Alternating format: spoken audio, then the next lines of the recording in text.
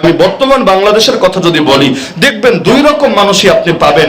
এক শ্রেণীর মানুষের চোখ থেকে পানি গড়িয়ে পড়ছে, তাদের অন্তর রক্তক্ষরণ হতে শুরু করেছে, আর তাদের স্মৃতিতেও প্রতি মুহূর্তে শুধু ভাসছে যে আমাদের ভাইয়েরা এখন শুধু গাজার বুকেই জুলুমের শিকার হচ্ছে না, বরং রাফা শহরটাকে তছনছ করে দিচ্ছে।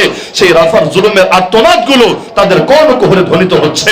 তারা যেন চোখের সামনে সেই মাজলুমানের কান্না আর মাজলুমানের সেই শহীদি খুন দেখতে পাচ্ছে।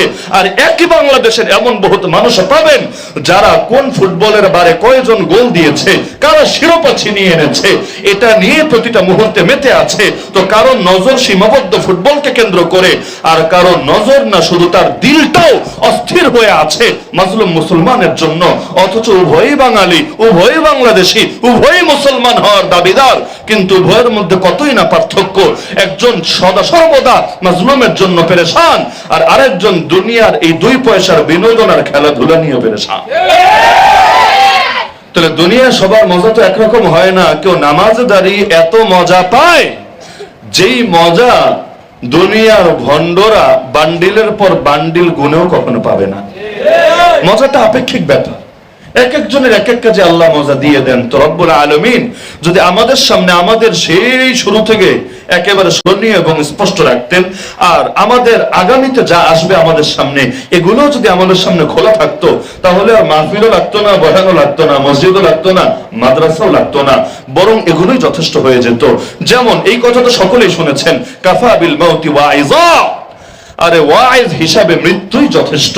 যে ব্যক্তি মৃত্যুকে স্মরণে রাখতে পারে, তার ভিন্ন কোনো ওয়াইজ লাগে না, বক্তা লাগে না, কোনো মাহফিল হুজুর লাগে না, বরং এক মৃত্যুই তার প্রতিটা পথ চলাকে, প্রতিটা পদক্ষেপকে একেবারে কাঠির মতো সোজা। মূল আলোচনা আমি অতি সংক্ষেপে বুঝিয়ে দিচ্ছি। যে আয়াত আমি খুতবার মধ্যে পাঠ করেছি, রব্বুল আলামিন বলেন, পুরুষ হোক অথবা নারী, যারা উত্তম আমল করবে, নেক আমল করবে, তবে একটা শর্তের সাথে। কি শর্ত? হুয়া মুমিন, ঈমানের সাথে, ঈমানদার অবস্থায়, ঈমানের হালতে। ফালানুহিয়ান্নাহু হায়াতান তাইয়্যিবাহ, আল্লাহ বলেন আমি তাদেরকে উত্তম জীবন দান করব, দুনিয়াতে উত্তম জীবন দেব, আখিরাতে উত্তম জীবন দেব। তো রব্বুল আলামিন আমলের বিনিময়ে উত্তম জীবন দিবেন, ভালো কথা, তবে একটা শর্ত লাগিয়ে দিয়েছেন যে আমলের সাথে কি লাগবে? ঈমান লাগবে। তার মানে ঈমান যদি না থাকে, আমল যতই করুক না কেন, সে আমলের বিনিময়ে আল্লাহ উত্তম জীবন দান করবেন না। এখান থেকে কি শিক্ষা পেলেন? যে ইসলামের সব কথার মূল কথা হলো ঈমান সহি করা লাগবে।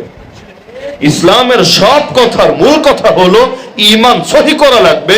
সহি ঈমান নিয়ে যদি আমল করেন, ওই আমলের বিনিময় আল্লাহর কাছে পাবেন। সহি ঈমান নিয়ে যদি শেষ নিঃশ্বাস ত্যাগ করতে পারেন, আপনার মরতে দেরি হবে, জান্নাতের ফয়সালা দেরি হবে না, বরং চোখ বন্ধ হওয়ার আগেই ফেরেশতারা জানিয়ে দিবে, ওয়াবশিরু বিল জান্নাতিল্লাতী কুনতুম তুআদুন, যে জান্নাতের ওয়াদা তোমাদেরকে দেওয়া হয়েছিল, পৃথিবীতে বসেই তার সুসংবাদ তোমরা শুনে নাও, আর ভয় পেও না। একাকী হবা কবরে, আরে বাঁশবাগানের নিচে তোমাকে একা শুয়ে দিয়ে আসবে, ভয়ের কোনো কারণ নাই। নাহনু আউলিয়াউকুম ফিল হায়াতিদ দুনিয়া ওয়া ফিল আখিরাহ, দুনিয়াতেও আমরা তোমাদের বন্ধু ছিলাম, আখিরাতেও বন্ধু থাকবো।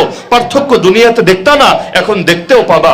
সুতরাং একাকী অনুভব করার কোনো দরকার নাই। তোমরা একাকী আগেও ছিলা না, এখনো একাকী হবা না। উপরন্তু আগের জীবনের চাইতে পরের জীবন ভালো হবে, কারণ পরের জীবনে কোনো কিছু চাইতে দেরি হবে, পাইতে দেরি হবে না। দুনিয়ায় চাইতে চাইতে জীবন শেষ হয়ে যায়, সব মানুষ তবুও পায় না।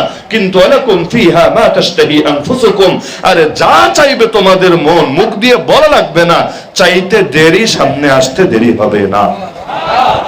তাহলে আমরা কি বুঝলাম? যে ঈমানের কোনো বিকল্প নাই, ঈমান সবার আগে। ঈমানের 2টা স্তর আছে। একটা স্তর হলো জ্ঞানগত স্তর, আর একটা স্তর হলো বাস্তবিক প্রায়োগিক স্তর। জ্ঞানগত স্তর মানে কি? আগে আমার অন্তরের মধ্যে প্রতিটা বিশ্বাসকে বিশুদ্ধ করতে হবে। একটা অশুদ্ধ বিশ্বাস, একটা শিরিক মিশ্রিত বিশ্বাস, একটা কুফরযুক্ত বিশ্বাস যদি অন্তরে থাকে, আমল করতে করতে কপালে দাগ ফেলে দিলেও জান্নাতে না, বরং জাহান্নামেই যাওয়া লাগবে। কাদিয়ানীরা আমল করে না? ওরা নামাজ রোজা করে না? মনে হয় করে। হিজবুত তাওহীদ আমল করে না? আহলে কোরআন যারা বলে কোরআন মানি, হাদিস মানি না, ওরা আমল করে না? এরকম আরো বহু দল দেখানো সম্ভব যাদের ব্যাপারে আপনারাও একমত হতে বাধ্য এগুলো মুসলমান না, এগুলো কাফের, কিন্তু দেখা যাচ্ছে তারাও তো আমল করে। কিন্তু আমল যতই করুক, এমনকি শুধু দৈহিক আমল না, আর্থিক আমলও যতই করুক না কেন, তারা কোন জান্নাতে যাবে? সবচাইতে বড় জান্নাতে না সবচাইতে ছোট জান্নাতে? বলবেন হুজুর বিনা হিসাবে জাহান্নামে। হিসাব কিতাবও লাগবে না, কারণ গুনাহের পাল্লা ভারী না নেকের পাল্লা ভারী, এগুলো তো মুমিনের ক্ষেত্রে। কাফেররা তো ধরে ধরে বিনা হিসাবে জাহান্নাম, কারণ ওর ভালো কাজের যদি কোনো বিনিময় থেকেও থাকে এগুলো আল্লাহ দুনিয়াতেই দিয়ে দেন, মরার পর আর নতুন কোনো বিনিময় নাই। দুনিয়াতে ওরা যে আমাদের চাইতে একটু সুখে থাকে, শান্তিতে থাকে, আর দুনিয়া সিজনুল মুমিন ওয়া জান্নাতুল কাফির, দুনিয়া মুমিনের জেলখানা, কাফেরের স্বর্গ। এগুলো এ কারণেই যে দুনিয়ার মধ্যে ওরা ওদের ভালো কাজের প্রতিদানগুলো পেয়ে যায়, যেহেতু মরার পর কোনো প্রতিদান নাই। কিন্তু আমাদের প্রতিদান তো শুরুই হয় মরার পর। দুনিয়াতে আমাদের বলতে গেলে কিছুই নাই, কারণ দুনিয়াতে যদি আপনি সবচাইতে সুখে থাকেন তবুও জান্নাতের সুখের সঙ্গে বিবেচনা করলে এটা মহা কষ্ট ছাড়া কিছু না, এটা রিমান্ডের মতো যাতনা ছাড়া কিছু না। তো দুনিয়াতে মুমিনের সুখের কিছু নাই। মুমিনের সুখ শুরু হবে সেদিন যেদিন তার চোখ একেবারে বন্ধ হবে, সবাই মিলে তাকে মাটির নিচে রেখে চলে আসবে। সেদিন থেকে এমন সুখ শুরু হবে, ওই সুখ যদি দুনিয়াবাসী দেখতো বা জানতো, সবকিছু ছেড়ে ছুড়ে ওই সুখের পেছনেই দেওয়ানা হয়ে ছুটে বেড়াতো। আপনি একটাবার চিন্তা করেন, কেউ যদি জান্নাতের কোনো হুরকে জীবনে স্বপ্নেও দেখতে পারত, তাহলে আর কি ওই নষ্টা ভ্রষ্টা মেয়েদের পেছনে ঘুরে ঘুরে নিজের জীবনটাকে বরবাদ করত?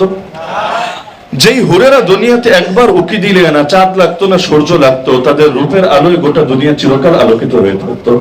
যারা দুনিয়াতে একবার থুতু ফেললে না পারফিউম লাগতো না আতর লাগতো না খুশবু লাগতো, আর সেই ঘ্রাণে গোটা দুনিয়া চিরকাল সুবাসিত হয়ে থাকতো। এরকম একজন নারী 70 ধাপ কাপড় পরার পরও যার একেবারে হাড্ডির ভিতরে যে শ্বাস আর মগজ এটা পর্যন্ত দেখা যাবে, এত সৌন্দর্য, যে সৌন্দর্য কোনো কবিও পারবে না তার ভাষায় জীবনে প্রকাশ করতে, এমন সৌন্দর্য বিশিষ্ট নারীকে যদি একবার দেখতো, আর যদি এটাও জানতো তার জন্য এমন একজন না অন্তত 72 জন রেডি আছে, আর তখন কি আর দুনিয়ার 2 পয়সা নষ্ট ভ্রষ্টার পেছনে তার নজর যেত? যাদের পেছনে সে একাই নজর দেয় এমন না, লক্ষ কোটি মানুষ নজর দিয়েছে, আগামীতেও দিবে। এদের পেছনে নজর দিয়ে দিয়ে নিজের আখিরাতটাকে ভুলেও তো বরবাদ করার চেষ্টা করতো না। কারণ মনে করেন যার কাছে আইফোন আছে, দামি আইফোন, ব্র্যান্ড নিউ আইফোন, একেবারে লেটেস্ট মডেল, সে যদি আরেকজনের নোকিয়া 1100 মডেল দেখে আফসোস করে হায় রে কি মাল চালায় ও, এরকম একটা 1100 পেলে জীবনটা আমার কামিয়াব হয়ে যেত। আর ওর চাইতে হাবা দুনিয়া থেকে আছে নাকি? একজন R15 এম চালায়, আর একজন ডিসকভার চালাতে দেখে আফসোস করছে হায় এরকম বাজাজের একটা ডিসকভার থাকলে আর কি লাগতো জীবনে, একটা প্লাটিনা থাকলে জিন্দেগি তো কামিয়াব হয়ে যেত। ওর চাইতে বলদ দুনিয়া থেকেও আছে। একজন মনে করেন চালায় সে দামি BMW, আর সে একটা এক্স করোল্লা জি করোল্লা দেখে আফসোস করছিস এরকম একটা গাড়ি থাকলে আর দুনিয়াটাই আমার যেত কামিয়াব হয়ে, আর কিছু লাগতো না। ওর মতো বলদ দুনিয়া থেকেও আছে নাকি? তো মানুষ তো উত্তম জিনিস পেয়ে গেলে নিচেরটার দিকে নজর দেয় না, এটাই মানুষের নেচার, এটাই মানুষের খাসলত। তো মানুষের জন্য কি আছে জান্নাতে এটা যদি খালি কল্পনাও করতে পারতো, আর দুনিয়ার উপর মন বসতো না, বসার কোনো কারণই নেই। আল্লাহ যে আমাদেরকে অতীত ভুলিয়ে দিয়েছেন আর আগামীটা স্পষ্ট রেখেছেন, এর বড় কারণ তো এটা।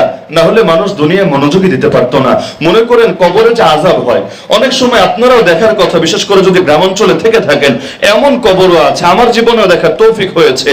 গরু পর্যন্ত অনেক সময় এটার পাশে থাকতে চায় না, বাঁধলেও কেমন যেন মানে রশি ছিঁড়ে ছুটে যেতে চায়। কি যেন অদৃশ্য আতঙ্ক, কি যেন অজানা ভয় আর শঙ্কা তার ভেতরে কাজ করে। আমরা গিয়ে বসে থাকলে আমাদের কোনো আজীব গারিব কিছু মনে হয় না। অন্য কবর যেমন, এই কবরও তেমন স্বাভাবিকই লাগে, কিন্তু অনেক সময় দেখা যায় না, পশু পাখি পর্যন্ত কিছুটা অনুভব করতে পারে। তা হাদিসকে সামনে রাখেন, বাস্তবতাকে মিলান। আল্লাহ নবী সাল্লাল্লাহু আলাইহি ওয়াসাল্লাম তো জানিয়েছেন কবরের আযাবের ব্যাপারে। ওই আযাব যখন শুরু হয়, আরে জিন আর ইনসান বাদে বাকি সকলে শুনতে পায়, জিন আর ইনসান শুনতে পায় না। রব্বুল আলামিন তাদের সামনে স্পষ্ট রেখে দিয়েছেন, না হলে মানুষ ভয়ে স্ত্রী নারী গাড়ি বাড়ি সংসার সব ছেড়ে ছুড়ে জঙ্গলে চলে যেত, দুনিয়া আর মনে বসাতে পারতো না। তখন গোটা দুনিয়াটাই অকেজো হয়ে যেত, কাজের লোকও আর কোথাও খুঁজে পাওয়া যেত না। তা আল্লাহ আমাদের সামনে অনেক কিছু স্পষ্ট রেখেছেন। এই যে আমরা জান্নাত থেকে আসলাম, আবার জান্নাতে যাব ইনশাআল্লাহ, এই যে রূহের জগতে আল্লাহ আমাদের সঙ্গে ডাইরেক্ট কথা বলেছেন। আরে দুনিয়ার কোনো প্রধানমন্ত্রী না, কোনো রাষ্ট্রপতি না, অথবা নরেন্দ্র মোদীজি, নেতানিয়াহুজি, অথবা সেই আমেরিকার প্রেসিডেন্ট জি, এই টাইপের কোনো জিটি না, বরঞ্চ একেবারে রব্বুল আলামিন স্বয়ং কথা বলেছেন আমাদের সাথে, কোনো ভায়া ছাড়া, কোনো মধ্যস্থতা ছাড়া। আল্লাহ নিজে কোয়েশ্চন করেছেন, আমি আপনি অ্যানসার দিয়েছি।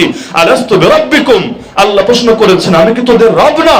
আমি আপনি জবাব দিয়েছি আল্লাহর অনুগ্রহে, বালা, অবশ্যই আপনি আমাদের রব। আরে এটাই যদি খালি কল্পনা করতে পারতাম, আরে রবের সঙ্গে কথা বলার মতো এই সৌভাগ্য, এই উত্তম নিয়ামত, এটার জন্যই তো গোটা জীবন দেওয়ানা হয়ে থাকতো। দ্বিতীয়বার তার সঙ্গে মিলিত হওয়ার জন্য অন্তর তো ছটফট করতে থাকতো।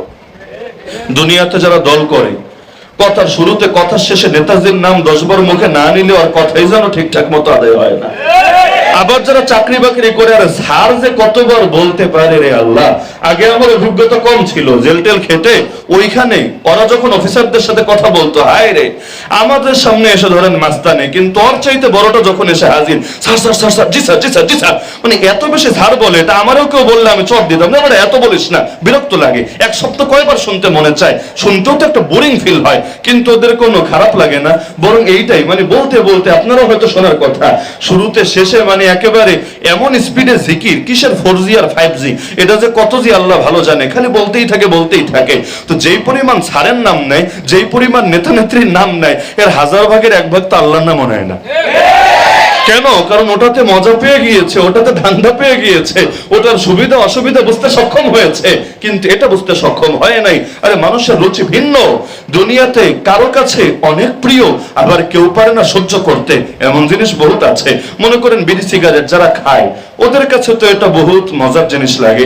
এমন লোকও আছে সারাদিন রোজা রেখে কষ্ট করেছে, ইফতারে শুধু শরবতটা খেয়ে, কোন রকম খাবার খেয়ে সবার আগে যে জিনিসটা খুঁজতে শুরু করেছে, তার নাম আকিস বিড়ির প্যাকেট, অথবা তার নাম বেনসন সিগারেট। এমনকি বাথরুমে গেলেও টান 2-4টা না দিলেও তার ক্লিয়ারই হয় না। কিন্তু যারা এগুলো খায় না, ওরা দেখবেন গন্ধটা পর্যন্ত সহ্য করতে পারে না, নাকে আসলে বমি আসার মতো অবস্থা হয়ে যায়। তো একই জিনিস, কিন্তু দুইজনের কাছে দুরকম হয়ে গেল। এই যে সম্প্রতি আমি বর্তমান বাংলাদেশের কথা যদি বলি, দেখবেন 2 রকম মানুষই আপনি পাবেন। এক শ্রেণীর মানুষের চোখ থেকে পানি গড়িয়ে পড়ছে, তাদের অন্তর রক্তক্ষরণ হতে শুরু করেছে, আর তাদের স্মৃতিতেও প্রতি মুহূর্তে শুধু ভাসছে যে আমাদের ভাইয়েরা এখন শুধু গাজার বুকেই জুলুমের শিকার হচ্ছে না, বরং রাফা শহরটাকে তছনছ করে দিচ্ছে। সেই রাফার জুলুমের আর্তনাদ গুলো তাদের কর্ণকুহরে ধ্বনিত হচ্ছে। তারা যেন চোখের সামনে সেই মাজলুমানের কান্না আর মাজলুমানের সেই শহীদি খুন দেখতে পাচ্ছে। আর একই বাংলাদেশের এমন বহুত মানুষ পাবেন, যারা কোন ফুটবলের বারে কয়জন গোল দিয়েছে, কারা শিরোপা ছিনিয়ে এনেছে, এটা নিয়ে প্রতিটা মুহূর্তে মেতে আছে। তো কারো নজর সীমাবদ্ধ ফুটবলকে কেন্দ্র করে, আর কারো নজর না, শুধু তার দিলটাও অস্থির হয়ে আছে মাজলুম মুসলমানের জন্য। অথচ উভয়ই বাঙালি, উভয়ই বাংলাদেশি, উভয়ই মুসলমান হওয়ার দাবিদার, কিন্তু উভয়ের মধ্যে কতই না পার্থক্য। একজন সদা সর্বদা মাজলুমের জন্য পেরেশান, আর আরেকজন দুনিয়ার এই 2 পয়সার বিনোদন আর খেলাধুলা নিয়ে পেরেশান। তাহলে দুনিয়া সবার মজা তো একরকম হয় না। কেউ নামাজে দাঁড়িয়ে এত মজা পায়, যেই মজা দুনিয়ার ভণ্ডরা বান্ডিলের পর বান্ডিল গুনেও কখনো পাবে না। মজাটা আপেক্ষিক ব্যাপার, এক একজনের এক এক কাজে আল্লাহ মজা দিয়ে দেন। তো রব্বুল আলামিন যদি আমাদের সামনে আমাদের সেই শুরু থেকে একেবারে স্মরণীয় এবং স্পষ্ট রাখতেন, আর আমাদের আগামীতে যা আসবে আমাদের সামনে, এগুলো যদি আমাদের সামনে খোলা থাকতো, তাহলে আর মাহফিলও লাগতো না, বয়ানও লাগতো না, মসজিদও লাগতো না, মাদ্রাসাও লাগতো না, বরং এগুলোই যথেষ্ট হয়ে যেত। যেমন এই কথা তো সকলেই শুনেছেন, কাফা বিল মাউতি ওয়াইজা, আরে ওয়াইজ হিসাবে মৃত্যুই যথেষ্ট। যে ব্যক্তি মৃত্যুকে স্মরণে রাখতে পারে, তার ভিন্ন কোনো ওয়াইজ লাগে না, বক্তা লাগে না, কোনো মাহফিল হুজুর লাগে না, বরং এক মৃত্যুই তার প্রতিটা পথ চলাকে, প্রতিটা পদক্ষেপকে একেবারে কাঠির মতো সোজা করে রাখতে পারে। আল্লাহ নবী যেমন বলেন, আকসিরু যিকরা হাযিমিল লাযযাত আল মাউত, তোমরা সব স্বাদকে নষ্ট করে দেবে যে মৃত্যু, সেই মৃত্যুকে বেশি বেশি স্মরণ করো। আরে দুনিয়ার মুসলমান রাখেন, বহু সেকুলারকে পর্যন্ত এমন দেখা যায়, আপনজনের মৃত্যুর পর ওদের লাইফ স্টাইলটাই চেঞ্জ হয়ে যায়। এতকাল এত মানুষ বুঝালো, কাজ হয় নাই। কিন্তু এখন যখন মৃত্যুকে কাছ থেকে দেখে এসেছে, কেউ আপনজনের মৃত্যু দেখলে হয় না, কিন্তু নিজে মৃত্যুর ঘাট থেকে যখন ঘুরে আসে, অনেক সময় হয় না এমন রোগ হয়েছে যে মোটামুটি মরার কাছাকাছি চলে গিয়েছিল, অথবা এমন অ্যাক্সিডেন্ট হয়েছে যে কেমন যেন মৃত্যুকে কাছাকাছি দেখে এসেছে, এরপর দেখা যায় গোটা লাইফ স্টাইলটাই চেঞ্জ হয়ে গিয়েছে। নাকি এমন লোক আপনারা জীবনে দেখেন নাই? তো মৃত্যু এটাই এমন এক জিনিস যে এটাই যথেষ্ট মানুষের গোটা জিন্দগি পরিবর্তন করে দেওয়ার জন্য। জানাজা পড়লে সুবিধা কি, কবর জিয়ারত করলে সুবিধা কি, মৃত্যুর মোরাকাবা করলে সুবিধা কি, অথবা কোরআন এবং হাদিসের মধ্যে কবর জগৎ নিয়ে যে আলোচনাগুলো আছে এগুলো পাঠ করলে সুবিধা কি?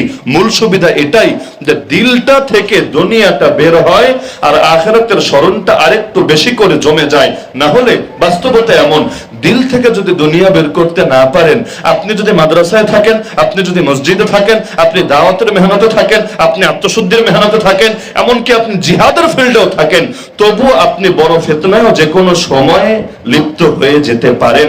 আলেম হয়ে আলেমের সঙ্গে খেয়ানত করে কে? আর মৃত্যুকে প্রতি মুহূর্তে স্মরণ রাখতে পারে না। যে ব্যক্তি মৃত্যুকে স্মরণ রাখতে পারে তার আর কিছু লাগে না, এই এক স্মরণই তাকে গোটা জীবনটাকে পরিবর্তন করে দিতে পারে।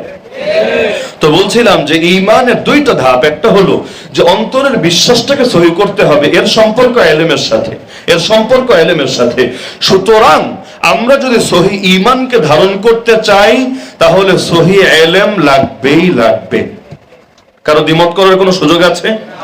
আমরা যদি ঈমানকে সহি করতে চাই সহি ইলম লাগবেই লাগবে।